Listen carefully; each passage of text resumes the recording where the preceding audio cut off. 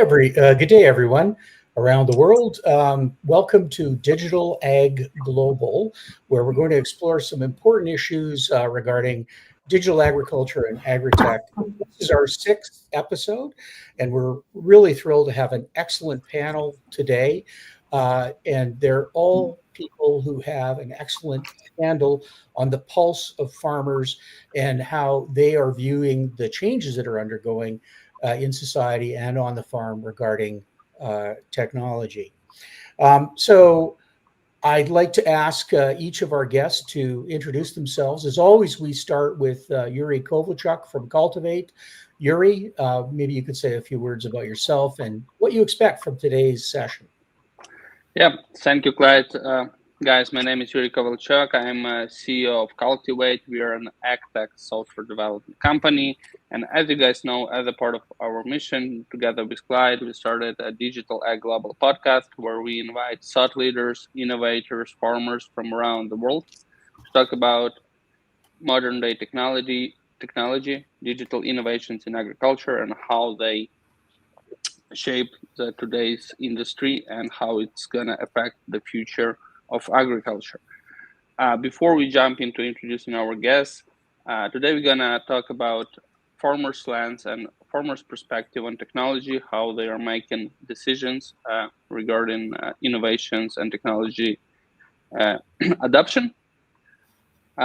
One small reminder, we do offer sponsorship packages for Digital Ag Global. So if you want to become a part of this community, have access to network of Digital Ag Global, our speakers, next episodes and topics, feel free to drop me a line and we'll get you settled.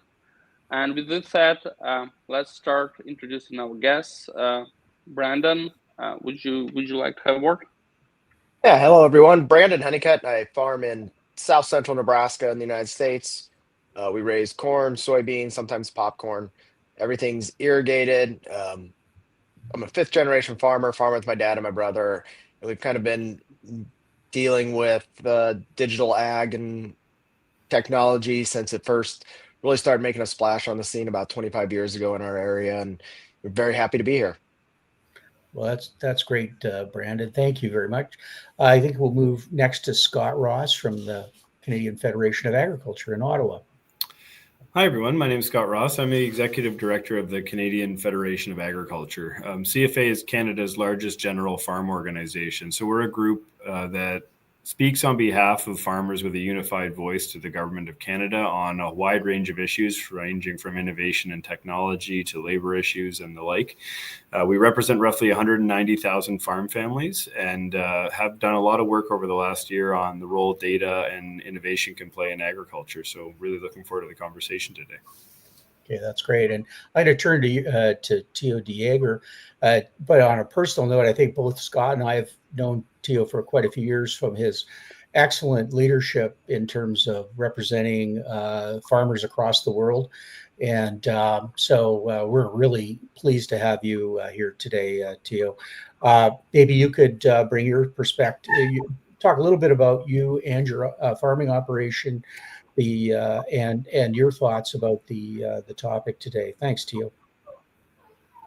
Thank you, Clyde, and what a wonderful privilege to be invited to this panel.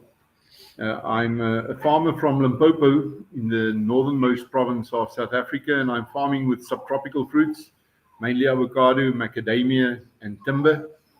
And I'm the chairman of our Network for Family Farmers in Southern Africa, SAAI. It stands for the Southern Africa Agri Initiative. And we do pretty much the same as the CFA. We do advocacy, we wrestle government on policy issues, but we also launch programs and campaigns trying to mobilize farmers from the smallest of the smallholders in the deep rural areas to the mega farmers and the ones using the most advanced technologies. All right. Well, that's great, Theo. And again, I'd like to say I'm particularly thrilled to have you here because you're also been a tremendous advocate for smallholder farmers, even though I know your operation is quite large by global standards, but you've been a terrific advocate for smallholders as well. Maybe we'll start with you, Brandon. There's a lot going on in technology right now in the world and across all kinds of industries, but it's certainly agriculture has not been left out of that opportunity and some of the challenges it presents.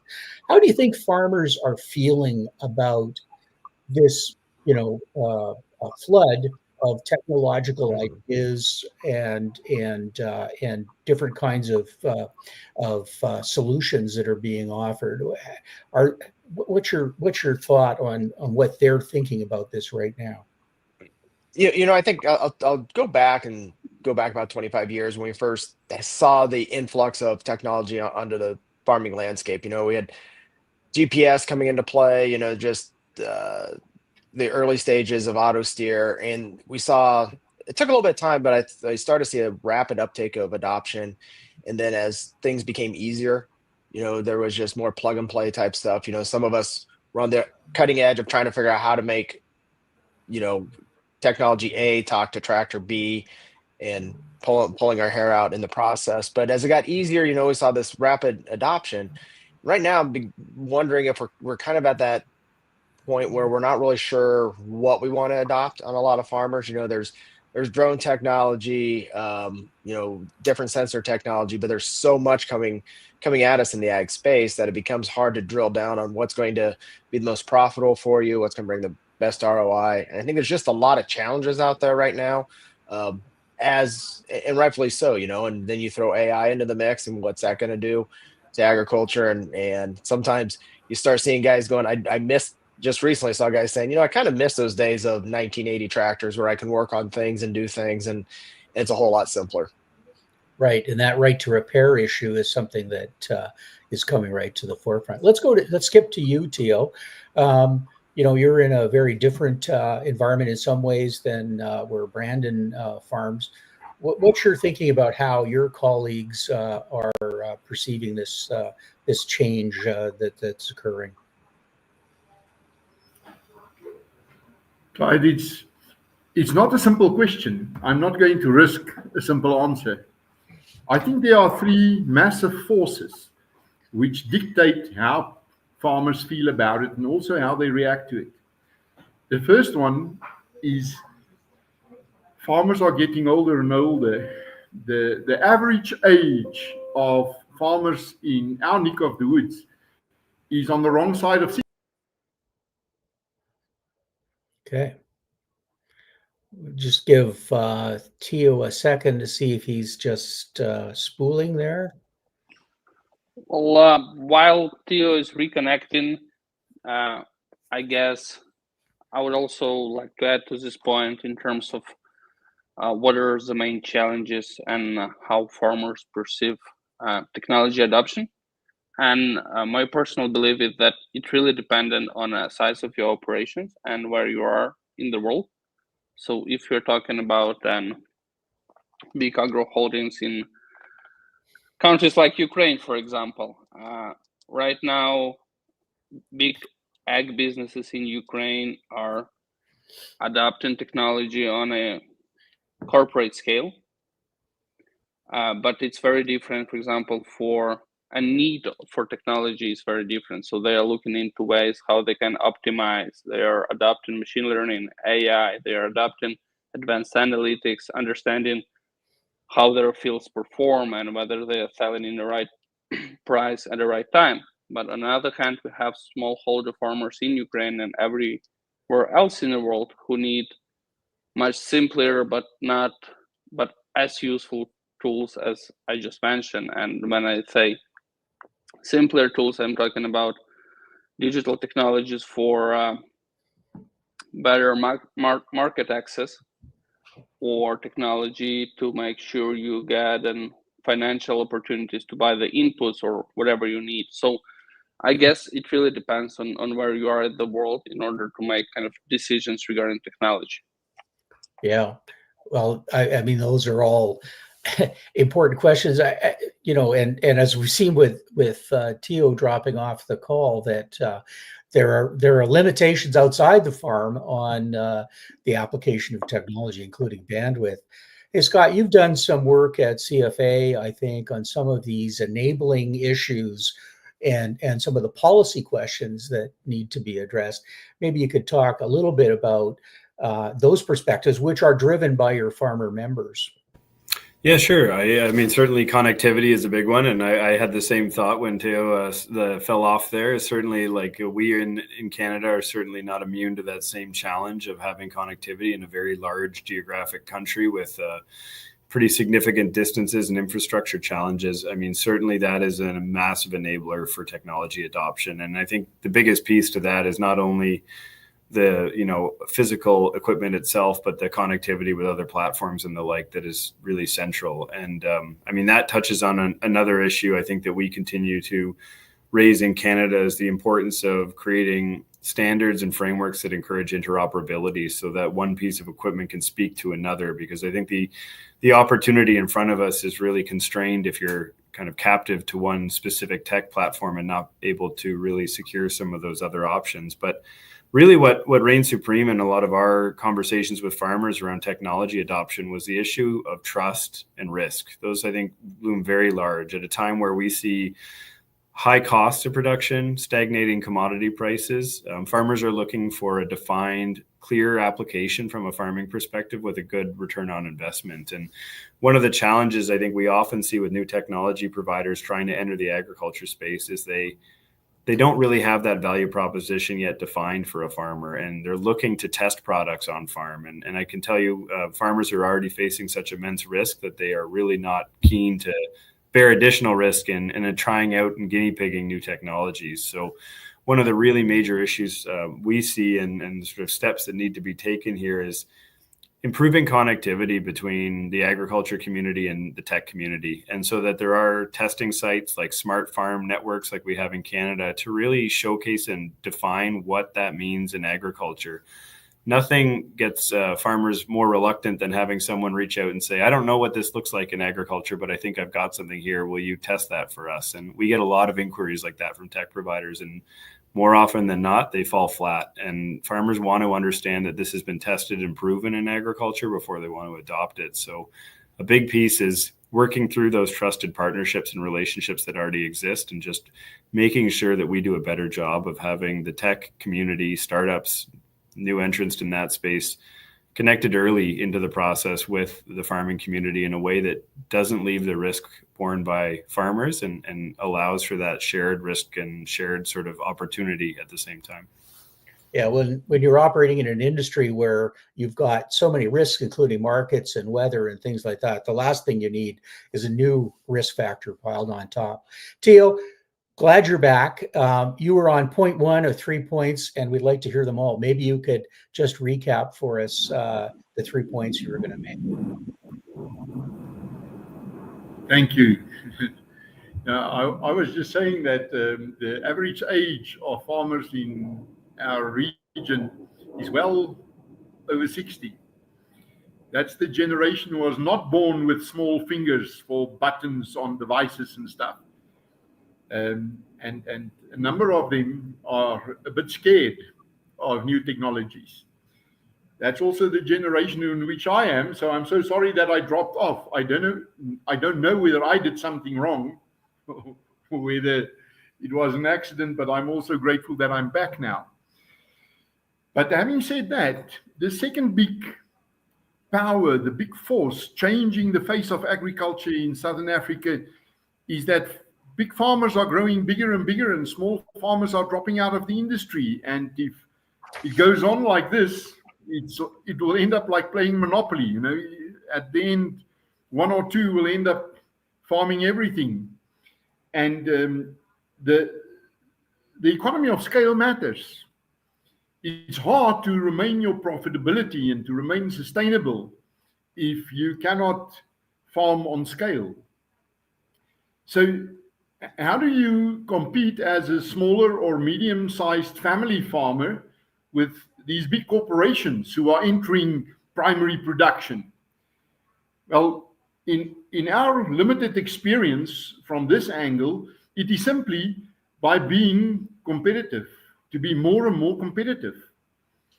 And by competitiveness, I mean to be able to put the preferred product on the shelf. Because our clients, the housewife who decides what her family will have for dinner tonight, she buys with her eyes. She wants to see good food before she buys it. And it must be at a reasonable price. Now, for a smaller, medium-scale farmer to compete there, you need to be able to make every drop of water count, to make every seed count, to make every square inch of your orchards or your fields or your pastures count. And for that, you need to measure. Precision farming is the name of the game. If you cannot do precision farming today, you'll be out of the game. Hence, we are being forced to embrace new technologies.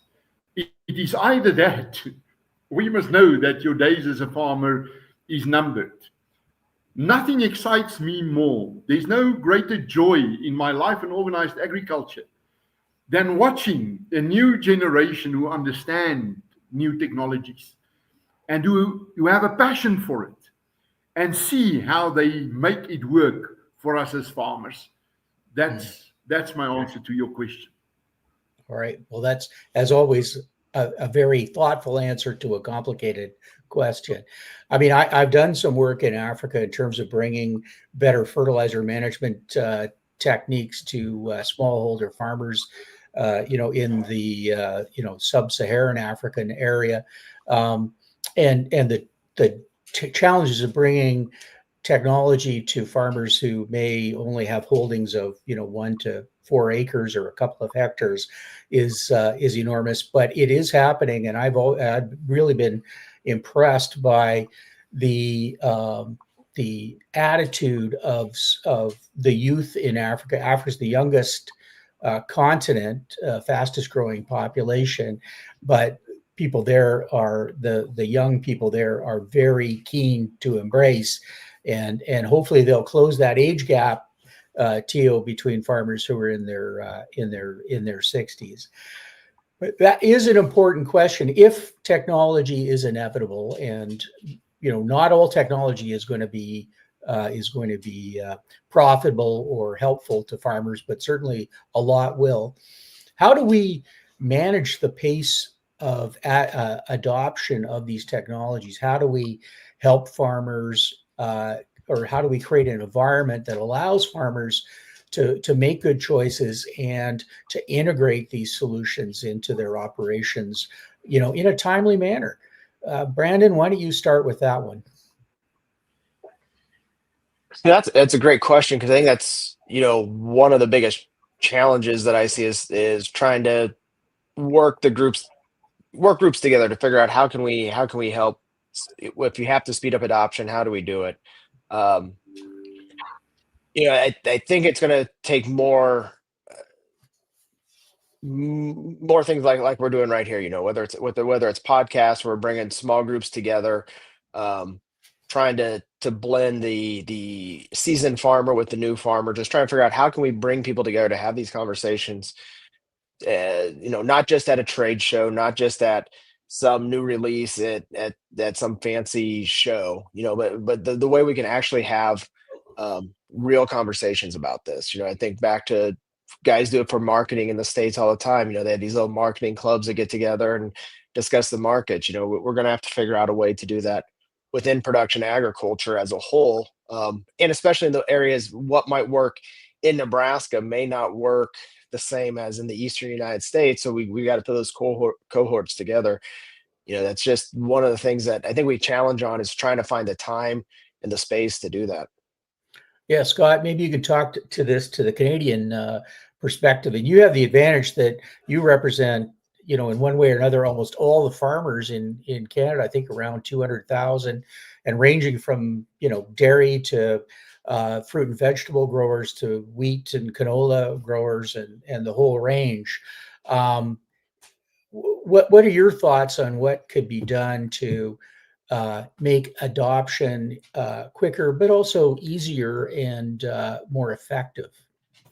Yeah, I think there's a few different angles on that. And certainly building on what Brandon was just saying, I think that like the biggest piece to this is making sure that you have a functional innovation ecosystem that really is connecting people early in the development process. I think there's immense value in just having those relationships in place so that you have a touch point with farmers early in the process, that it's not sort of a fully baked product that, you know, may not actually resonate or speak to something farmers are actually looking for on the ground. And that's just a critical starting point that has to really, again, you have to find a way that early adopters in the farming community aren't bearing the cost, all the risk, and everything associated with that, that you have that functional network to test products, to look at, get early farmer input, but in a way that shares that responsibility.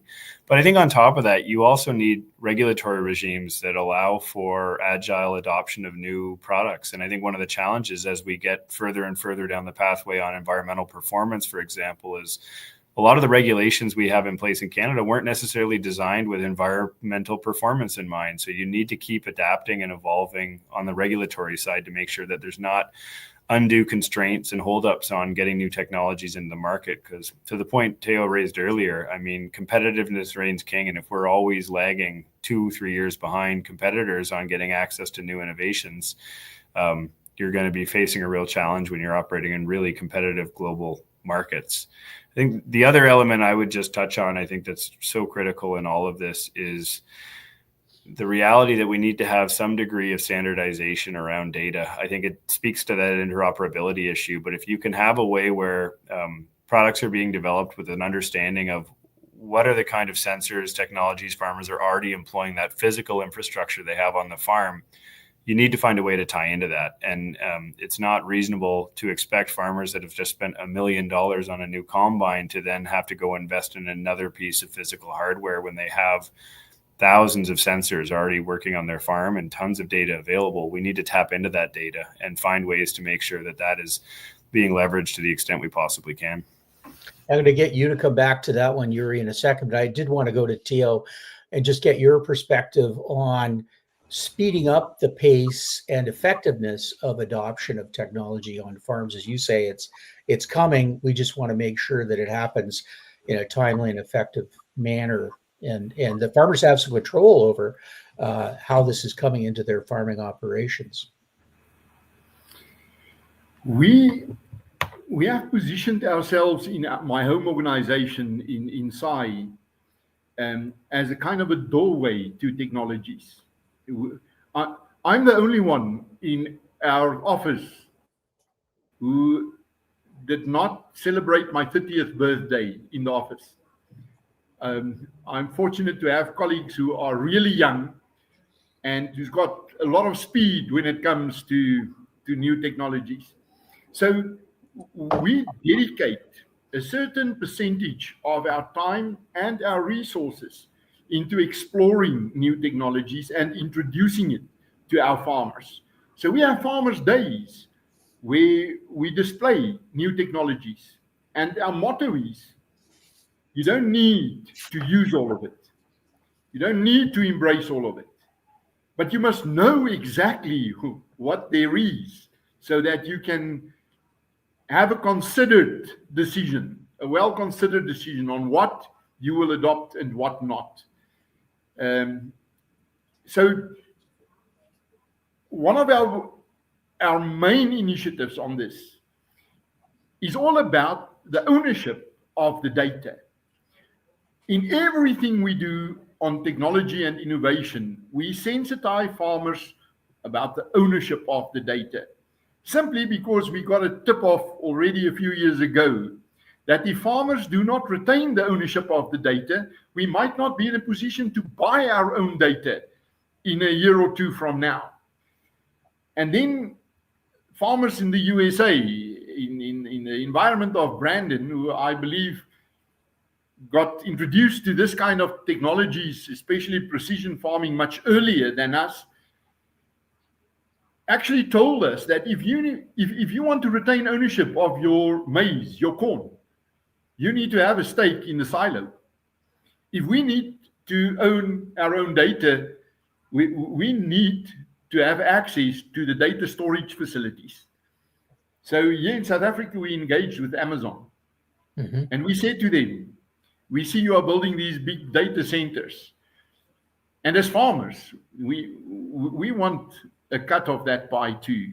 We want to make sure that we can control our own data. We are not in the business of IT or data management, but at least we want to have a partnership with the people whose job it is and who focuses on that. Because we fear that we might end up in a position where we do not have handles on our own machines. We followed very closely what happened with farmers in the USA, and especially in those events where they crossed swords with the big mechanization companies. When they said, but we want to be able to service our own machines. We want to be able to fix it on the farm. And we are losing ownership if everything needs to be done by the input provider or the service provider. And right from the beginning, when new technologies came in, we engaged as organized agriculture. And we said to the mechanization companies and to the seed companies even, when you harvest data from our farms, we want to know what you harvest, and we want to retain at least a stake in it, part of the ownership. And this thing got rooted amongst the farmers in our neck of the wood. Right. Well, yeah, data is a critical part of this. And it's not just the economic and operational value of it too, but also the data is so important to demonstrating the sustainability of farming and farming operations when there is so much scrutiny of agriculture, and that's critically important, and it's a public good that is really valuable for society. Yurii, why don't you pop in here, because I think you were particularly interested in a couple of points. Well, I guess I should agree with Brandon in terms of, in order to speed up the adoption of technologies for farmers, we need to have and sort of communities like this one, educational sessions, etc. First of all, I'm both hands for adoption as much technology as possible, because I'm a tech guy, we're a tech company, so we believe in technology and innovation. The one important remark I want to say that it should be proven technology and it should be efficient for farmers, because that's how we build great products. That's how those great products can scale. And the one thing with an adoption, right now, you need to spend a lot to integrate remote sensing technology, for example, for a big land bank, because you pay per hectare or per acre. But as any technology become more and more adopted and widely used, the usually cost of this technology goes down. So the more technology going to be adopted within the agri-food value chain, let's call it this way, the more affordable and more accessible it's going to become. So it's also something to consider when adopting new technology on your farm. You can be one of those early adopters that will pave the path for farmers to follow you, basically. All right, we have a question from the audience from someone named Dimitri. Hi, Dimitri. I know we aren't interacting directly. I'd love to know where you're from, Dimitri. So if you want to pop that in the chat, it'd be good to know. Dimitri has a question, and I'll repeat it, but also add something to it. Dimitri says, what type of ag technology was a big buzz, had a lot of attention, but really was kind of a fail for farmers? Do you have any examples of that?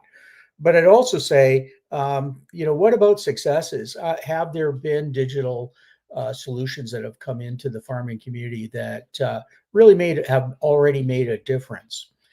So, Brandon, I see you're thinking. It's like a quiz show here. Do you have any? Who has a thought on that topic? I can certainly start. I mean, I think the question on technologies that have failed, maybe I'll take it from a slightly different angle and just speak to, there's a lot of buzz around certain technologies that I think for years now have been portrayed as being on the cusp of widespread adoption. And whether that's autonomous tractors, for example, or increasingly electric tractors, I also think vertical farming has generated a lot of attention over time. And I don't think that you can characterize these as failing farmers necessarily, but I do think focusing on those massive transformative technologies that are still some years away for a number of reasons and missing some of the more immediate technology opportunities, there's lost opportunity for farmers there for sure. I think the more we can focus on, I'm a big proponent of like working incrementally to continue to improve technologies and improve systems. The reality of agriculture is it's incredibly capital intensive. So people are heavily invested in a certain form of production and in existing systems. So the more we focus on leapfrog technologies that are some distance away, I think we're often missing the mark on some of those short-term opportunities. And when you look at technologies that have really succeeded, I mean, it starts with, everything involved in low-till, no-till agriculture, certainly from both a profitability standpoint and an environmental performance. Canada, really showed immense global leadership decades ago across the West, really widely adopting that kind of approach. But the whole intersection of precision agriculture technology, whether that's GPS auto steering, all of those have had massive implications on efficiency and productivity for farmers already. And I think trying to look at opportunities to take those existing platforms further rather than upending the entire cart and trying to start over is a really important kind of focal point for farmers in looking to keep adopting new technologies. Brandon, how about you? I was thinking this through and I was trying to figure out what were those failures that we've seen that were big buzzes, but I really couldn't come up with any. But it was more of the overarching challenge of the technologies that we use to, whether it's plant the crops, spray the crop, harvest the crop, till the crop. Those are pretty widespread. It really doesn't matter, what color of equipment you're running. You can make those work. It's those outside of those practices when we get into, in our case, irrigation, or then when we're storing the crop, there's some of those are where we still have some failures. We can remotely control a pivot, but widespread, variable rate irrigation, and not just variable rate irrigation on a pie when you're making a circle with a pivot, but how can we actually irrigate just a small spot along that pivot that only needs water, but we can't do that because it's cost prohibitive. Or when we go to storing the grain, there were some great ideas a few years ago, like, well, we can monitor the grain bin, the moisture, we'll know exactly what what you harvested, the protein, the oil, whatever the case might be. But you tried to integrate from 4 different companies that got bought out by one company type concept, and that overarching company didn't have the same vision, and so it just kind of faltered and failed. And we still have some of that technology on our farm that trying to get service on is a nightmare, but we're tied into what we bought and we can't get out of it. So those are where the failures come in, because it's not something that's easy and widespread that, if you're got 200 million acres of crop ground in the United States, that's easy to put technology on, but not everybody has grain bins, not everybody has irrigation. Theo, what about you? You had any thoughts on fails and successes in this space? Yeah, if there's a specific kind of technology which really raised a lot of excitement, but then never really got off the ground, Scott briefly touched on it. I guess it's the electric vehicles, the electric tractors, and so somehow it does not work for the farmers in our area. But overall, I remember 6 years ago at our big agricultural exhibitions, when we had the symposia there was a lot of talk about being able to do some remote farming, to sit 1,000 kilometers away, and because you have all these sensors and meters and monitors, you can farm from there. But the age-old wisdom that there's no better fertilizer on your farm than the tracks under your shoes, there's no machine that can replace the farmer entrepreneur. You need to be there. So I think those who had big dreams about technology replacing the presence of the farmer, they have since been disappointed. So I'm just going to offer my thought on this for the developers and the investors in the audience today. I think one of the biggest mistakes can be made is to sort of oversell the benefits of a product. And I think that was in Dimitri's question. He talked about big buzz. I think everyone has to be careful that we don't create too big a buzz about the benefits of a certain kind of digital technology that can't be delivered, because then you're really damaging the whole adoption process if people buy something or invest in something and then it just can't quite deliver. And Theo, the big problem I always have with electric vehicles is, man, that's a long extension cord you need to run that tractor. So I think that's a limiting factor. Yurii, why don't you jump in after my bad attempt at dad humor there? No, that makes a lot of sense, and I guess I really kind of resonate with the not oversell to farmers. It's better to showcase the technology as it is, and then kind of make sure it actually provides some benefits for the farmers. Last Friday, I was in Kiev in a one-day forum called Agro IT. A lot of people from Ukrainian agro come together and discuss innovations and IT. And one of the panelists or speakers on a conference was showcasing some numbers on how they save up costs on a variable seed application. So whenever they feed in, they use this variable method, and they save up only 8% of their seeds while seeding. But if they're farming 5,000 hectares, that makes a lot of difference, even if it's only 8%. So I guess what's important to understand, it's not like an marketing dogma to say, if you adopt this technology, your return on investments will grow by 30%, or you will save up on inputs by 25%. It's really just showcasing how it works and then making sure that farmer can make the decision for themselves. All right. Okay, we're going to shift a little bit. We've been talking a lot about the farm level and what this means to farmers. But one thing I believe is that farmers are being asked to do a lot of things for society. And I think there's been, Scott, I know that CFA has talked a lot about, goods, environmental goods and services. So farmers getting paid for what they do. So some of the big questions for farmers are, how can they contribute to make a greater effort towards food security, environmental stewardship. I think in Africa and other parts of the world, how can agriculture contribute to economic development so that societies can have the schools and hospitals and roads and everything they need to have a better outcome. So so my big question is, how do you see digital solutions and AgriTech contributing to these big questions that society has been posing to farmers?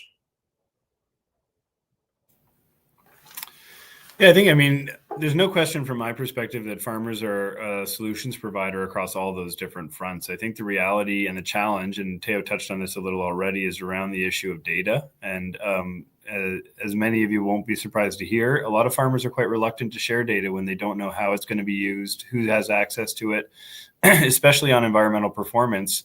Whose hands is that data going to fall into, and how is it going to be applied, and will it end up in a regulatory system that's going to, in some fashion, be punitive to them? And so I think there's a reluctance to share information. And this is why that issue of trust is just so important, is we have really identified the need to really improve a few different things in the Canadian context, one being data and tech literacy.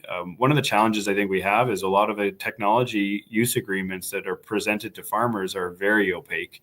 It's not easy to understand who has access to the information that's going to be collected. And I think by virtue of that, you run into mistrust and a lack of willingness to really share information. And so much of what agriculture can do for society requires aggregation of a lot of farm data across a wide breadth. And I think that becomes very challenging when people are reluctant to share information in the first place. So what Theo said earlier, that issue around farmer ownership of data is so critical. Like we have a member of ours, the PEI, the Prince Edward Island Federation of Agriculture, has actually invested in servers and on-farm technology, so called Raspberry Pis, systems they can put on tractors that actually collects information to servers that are governed and controlled by farmers themselves, that spits that data right back to farmers for their own use, for everything from enhanced nitrogen mapping to potentially accessing carbon markets. And the reality is they've seen immediate return on investment through some of the applications of that. And there's a willingness to share information to an extent that would not be possible otherwise, because there is a democratically elected board of farmers that are going to have a say on who has access to that aggregate information. And so I think we need to start looking at systems that allow farmers to collect and aggregate data, but in a fashion where they have control and understanding of who has access to that data and for what reason. And I think until we can get to a place where there is that level of trust and infrastructure around it, some of those solutions that I think farms may be providing already in terms of environmental goods and services aren't really going to be reflected publicly or communicated well because the data is just not being shared sufficiently. So I think getting the data issue right is just so critical to telling the story of what agriculture is already doing, as well as what it can do in the future by continuing to improve in those areas. Hey, Theo, you've spent a lot of time at United Nations events representing the farming community, climate change conferences, the FAO, et cetera. What's your thoughts on the demands being put on farmers and what, if anything, digital agriculture and technology can do to assist them meet those demands?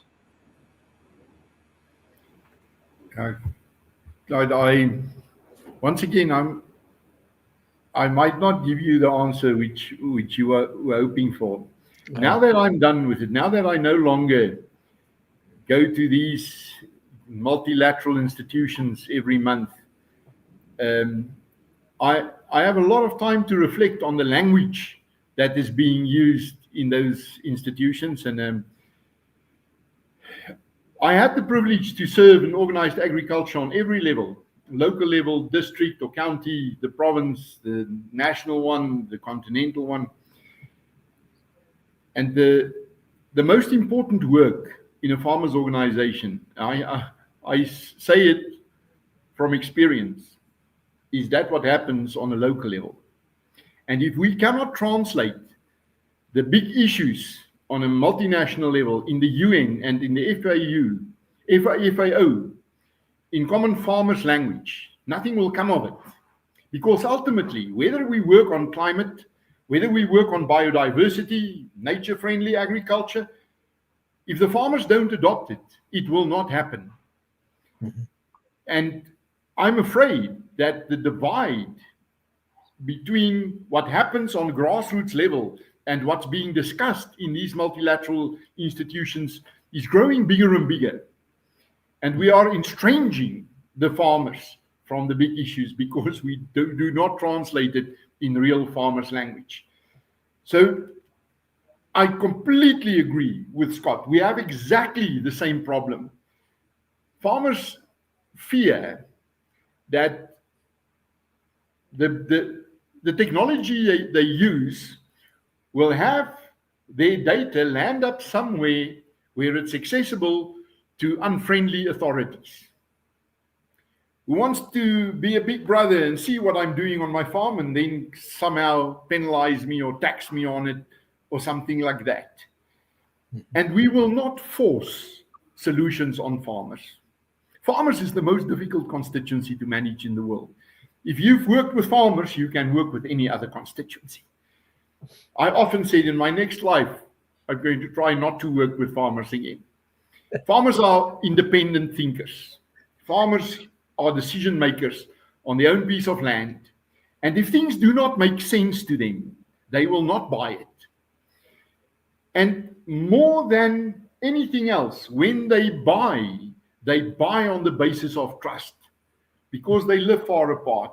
They are dependent on each other and they are dependent on their service providers. So they need to work with people whom they can trust.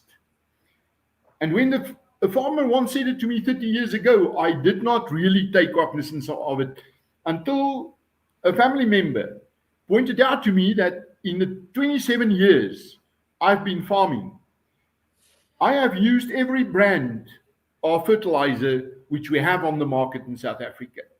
But I never changed. I have a guy in my system who's my fertilizer guy. I trust him with my soil analysis, my leaf analysis. I trust him with what he prescribed for me to fertilize my fields. And he has moved from one company to another. But I keep on buying from him because I trust him. He's my fertilizer guy. And for exactly the same principle, if you want to make sure that farmers move to climate smart solutions, they must take ownership of it. They must do it because they want to do it, not because of some kind of authority who is forcing it down on them. And that is a very good thing, because there are no one-size-fits-all solutions. There are no silver bullets in agriculture. What is a solution for Brandon on his farm in Nebraska might not be a solution for us on the southern tip of Africa, might not make sense for our colleagues in New Zealand or in Europe. Well, as a former fertilizer guy for 22 years, I really appreciated your comments. I mean, I always discussed with the agri-retail community that sold products and services directly to farmers that the successful people in that business were the ones who didn't sell products or services, but they sold profitability and solutions and things like that rather than just widgets. Hey, Brandon, I believe Nebraska is kind of a hotbed of independent thought. At least that's what I always hear. What's your independent thought about these issues? I agree full-heartedly with Scott and Theo on what they've said. And I think there's one other aspect, and I was thinking from our perspective as a farmer in a state that is blessed by having a lot of different opportunities. One of the challenges that becomes is, what does the end user want? So that's the third aspect of this, is that if I have popcorn, white corn, and yellow corn, and I'm delivering to 3 different end users, and they all have different data requirements and different environmental requirements, at some point I have to make the decision: do I really want to go through that whole process, or is it just better that I raise number 1 yellow corn and just dump it in the local elevator and not have to worry about what's the environmental impact for that company that I have to follow, so I can get a little bit more of a premium? And so it's becoming that challenge.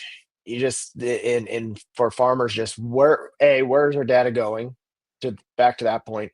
B, what am I going to be required of, whether it's through one of the CPGs or through the federal government, to meet certain environmental standards. And to throw it all in craziness in the United States right now is with President Trump now, taking over control. We don't know what's going on. I mean, to be honest, we don't know what's going to happen with environmental stuff. We don't know what's going to happen with ethanol, trade, any of that. So that's kind of thrown everything that we talk about just up in the air. I understand. We kind of feel that in Canada these days. So, Yurii, why don't you wade in? And, in addition to this question, maybe if there's any perspectives you've had on the general conversation today from, your side of the ledger. For sure. I mean, data ownership for farmers is super important stuff. And I think that is something that general community should work towards in order to make sure that the data is traceable and ownership of the data is in hands of farmers. But also, when we're talking about sustainable goals from United Nations and what future gonna bring to the whole world, we need to understand that we do not have a lot of access to more and more of a new farmland. So we have only limited amount of farmland available for farmers. So my belief is that technology, AgTech innovations, digital solutions will help to make those operations that are already existent more sustainable, more resilient in terms of adding additional responsibility for farmers in terms of climate responsibility or CO2 footprint. That's another story, and I think we would need to do another podcast on how regulations affect farmers themselves. But I mean, you saw the news half a year ago, what was going on throughout the Europe with farmers and all the legislation that European Union is putting on farmers right now. So a lot of controversial topics, and I guess we will have a separate discussion related to that. All right. Well, we're coming to the end of our time, and normally I guess there's two things. One is, if I get everybody briefly, just, is there a hot take regarding digital agriculture and what farmers want or need or feel? And I'd add to that, just, is there a message you'd like to give to all the people, and a lot of our audience are in this space, that the developers, the software creators, the investors, the marketing people out there with these solutions that you think would express farmers' feelings about where they are today with those folks? Who wants to go? I feel like I'm always picking people. Theo, you look like you're ready. The best agricultural teachers are not teachers who incidentally do the agricultural class. It's farmers who are good teachers. And farmers learn more from other farmers than from anyone else. The best agri bankers I've met are not bankers who happens to be on the agricultural division. It's farmers who understand banking. And the best agri-journalists are actually farmers who understand how to write a good story. And the same is happening in this space of high tech. You want to explore the farmer's market? Go to a farm, work from the farm to the technology, and not the other way around. All right, that's great, Theo. Scott, how about you? Yeah, I've talked about this a little bit before already, but I think what's so sad, and Theo, again, I think we seem to all be in violent agreement through this whole panel here, but I think so much of what's important is making sure, as when we're looking at new technologies, I could speak to a particular tech platform or something, but I think the reality of it is making sure that when people are approaching farmers around new technologies, they're not so focused just on the hard physical, innovation itself, but what accompanies that. And that really is that whole sense of ensuring there's that understanding of return on investment. Even if it's a tool that's designed for improved environmental performance, if you can't characterize how it impacts on profitability and the like, I think that is just so critical. And so what I see being most successful is, to the point Theo raised, those that know how to speak the language of farmers. And I think the only way to really go about that is by either being a farmer yourself or having had lots of conversations in that regard. So I'm really excited, I think, by the opportunities that exist, not so much on the physical innovation side, but on how we can better use data, because I think there's just so much untapped potential in the data that farms are already collecting. And the more we can focus in on innovations that help build those trusted ecosystems that we've all talked about here, I really think there's a lot in that area. I know it doesn't sound exciting, but data governance is a really exciting area for innovation in agriculture that I think will have, it's a foundational element that helps every other innovation that follows do more for farmers. And so, it's those spaces around finding ways to ensure there's privacy, confidentiality, but accessibility to information in a way that can leverage new and exciting applications of AI and machine learning, for example. I really think there's a ton there, but it all has to be grounded in that same sense of working through trusted relationships and really making the case for the defined use in agriculture and grounded in economics and competitiveness at the end of the day. Hey, Brandon, what about you? Yeah, I think both of them touched on great points, and I think it's making sure if you got an advisory council, have one or two farmers on there. Make sure they're not just the same people in all the advisory councils, big farmers, small farmers. Don't be afraid to ask the questions that may seem dumb. I think back to it's called Grain Weevil, and the guy who's developing it has no background in agriculture, so my brother kind of said, "Hey, why don't you develop me a robot?" And the guy'd never been in a grain bin, and so he's starting at ground zero. So when he saw this, in this case, he watched a film called Silo about grain bin entrapment, and he came up with probably 50 questions himself on how to make that robot better. It's asking those questions. It's just making sure that, okay, does this fit the use case we think it does?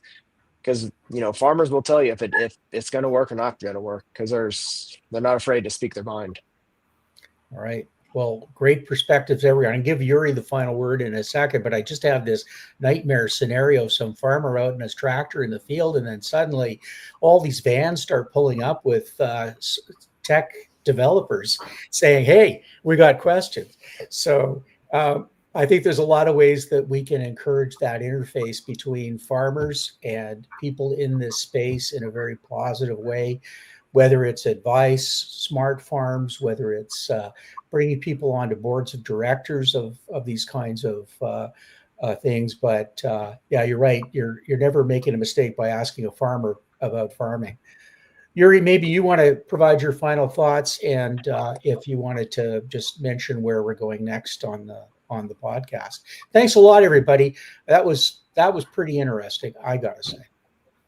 Indeed, it was very interesting, and between all of you, you have the same underlying idea, saying that the farmer is a knowledge keeper. And my hot take would be what it would take to create a digital twin of a farmer. All the years of experience working in a particular region with a particular crops, with a particular soil, and put it into a digital solution that can be used by other farmers and shares this experience through a digital means. So that's the idea that was kind of on top of my head on how we can see a future of utilizing this years and years of knowledge of farming to the better use for the future. And as of future for Digital Ag Global, I would like to everyone who was listening and will be listening to this podcast to comment and ask questions, and also stay tuned for our next episode in February. All right, that's great. February's coming pretty fast, so we'd like your thoughts, and also we are always interested in ideas for future podcasts as well. So I think we've covered everything. Thanks very much to Brandon, Scott, Theo. Yurii, as always, you're a great co-host with me here. So we'll see everybody, hopefully, in the audience in February. And we do want that feedback, so we hope to hear from you electronically.